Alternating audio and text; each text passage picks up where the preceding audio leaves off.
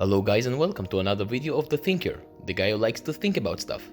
If you are a subscriber, thank you very much, and if you're not, please watch the video, and if you like it, consider subscribing. Now, let's begin. The world is about to end because of global warming, because of overpopulation, or was it because of nuclear weapons, or the ozone hole? I can't really remember. But one thing is for sure, we are all gonna die. Soon.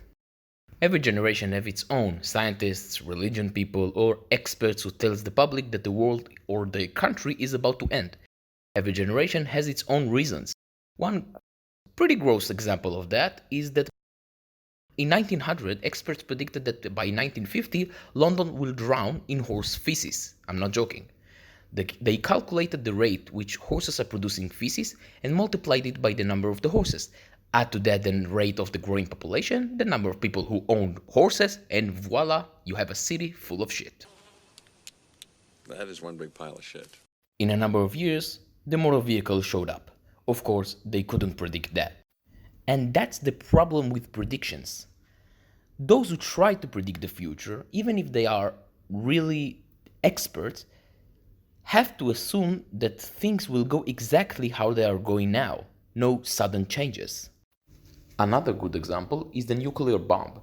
First, a lot of people, like the US Admiral William Leahy, said that the damn thing will never blow up, and I'm talking as an expert for explosives. And after the thesis blowed up in his face, literally, and Russia got her bombs, people started to say that the world will end in a few years.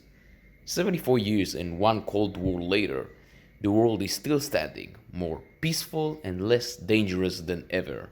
And that is a fact, by the way. It not only goes for bad predictions, good predictions usually go in the same way too. The Danish-British surgeon Sir John Erik Erikson said, quote, "The chest and the brain will be forever shut from the intrusion of the wise and human surgeon." Also, about airplanes. Flying machines that are heavier than air are simply impossible, said Lord Kelvin, a British scientist. That was 8 years before the Wright brothers built the first working airplane. Oh, but Mr. Thinker, those are just anecdotes. It doesn't mean anything. Well, Mr. Annoying Viewer, I'm just joking, I love you all. You're wrong. There was research that conducted for 16 years by a shrink named Philip Tetlock. Tetlock thought, with reason, that it's not that smart to look at some anecdotes or choose the failed predictions in retrospect and decide from that. To reach a full knowledge about the situation of predictions, we need to do a full research, to count every single prediction at the time the prediction was made, and then look what truly happened. After that, we need to compare the findings to what could have been predicted randomly by flipping a coin or throwing a monkey into a yes or no buckets. How the hell can you do that? You must ask yourself with your inexplicable annoying voice. Well, Tetlock looked at 284 people who make their living from giving predictions, like in stock market and such. He asked them to give him predictions about subjects in their area of expertise and about subjects outside of that area. He also asked them to give numbers instead of them talking vaguely about the chances of stuff to happen, like most of fortune tellers do. Room, you shall discover if you possess the sight. Additionally, Tetlock wrote how they got to their predictions and the way they've reacted to the fact that they were wrong when they were wrong. The research conducted for 16 full years. Tetlock posted the findings in a book in 2005. The results are simply shocking. The experts' predictions were no better than predictions made randomly. It means that all the knowledge and the expertness didn't grant their predictions any advantage over a simple guess. Isn't that amazing? Well, yeah. But Tetlock tried to split the experts to two groups, the ones who were wrong more and the ones that were wrong a bit less. He found out, that's really interesting, he found out that the more sure, bragging and undoubtful the expert was, the chances of him wrong with his predictions increases. On the other hand, Experts that were less sure and were more open to an argument were the ones that warned less. Now, which group of experts do you think the media prefer? The first one or the second one? So, back to the original question. Is the world really going to end? No, I'm pretty sure it's not. Not because I'm an expert in predictions, but because I can look at the history of humanity. But what about global warming? There was a confident guy on TV who said that we are all going to burn. Yeah, global warming sounds pretty scary. And it's probably not that healthy to our world either. But when we look at the statistics, we see that although the world is getting warmer and warmer, nobody can really argue with that.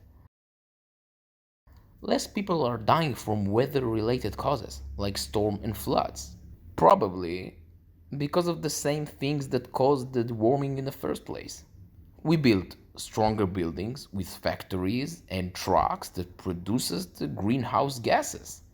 But at the level of the sheer numbers, we see that all those things are more good than bad. Of course, it doesn't mean that things will go that way forever. Maybe one day the tables will turn and the warming will get so bad that we will see inclination in the number of deaths.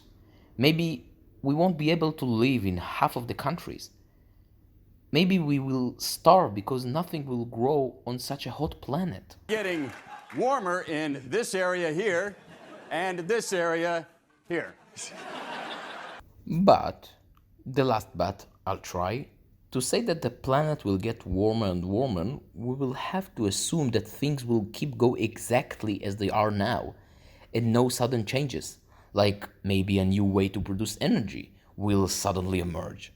And like Tetlock showed us in his book, and frankly history showed us all, if we will do that, it'll be exactly like we made a random guess. Okay, let's say you're right. But what if you're wrong and there won't be any sudden changes? That could be pretty bad, right? Yeah, but I'm not here to talk about what to do. Leave that to the politicians. I'm just a guy who likes to think that wanted to say that most predictions are no better than random guesses, even if they were made by a scientist or an expert.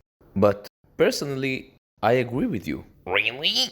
Yes, maybe when it goes to global warming, maybe the price is really too high and we can't take any chances. And as Batman said in that horrible movie, The Rise of Martha or something. If we believe there's even a 1% chance that he is our enemy, we have to take it as an absolute certainty.